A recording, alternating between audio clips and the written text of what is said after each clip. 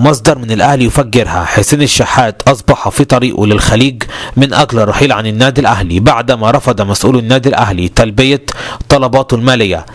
حسين الشحات طلب ترضية مالية من إدارة النادي الأهلي لكي يتم تعويضه عن رحيله من العين الإماراتي، وإن لو كان فضل مكمل مع العين الإماراتي لغاية دلوقتي كان زمانه بقى ملياردير، وذلك بعد ارتفاع سعر الدولار.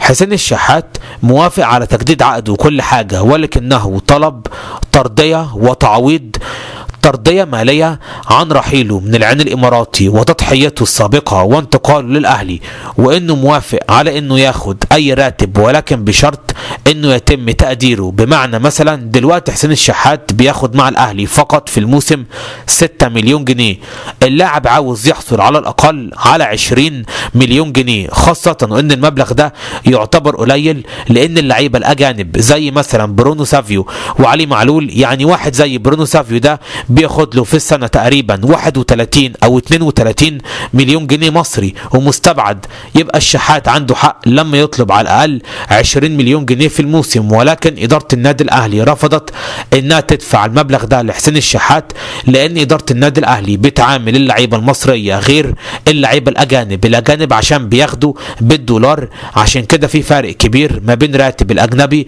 والمصري، أما المصري بياخد بالجنيه المصري. عشان كده إدارة الأهلي رفضت انها تلبي طلبات حسين الشحات المالية، واللاعب اصبح الان في طريقه للرحيل الى الخليج.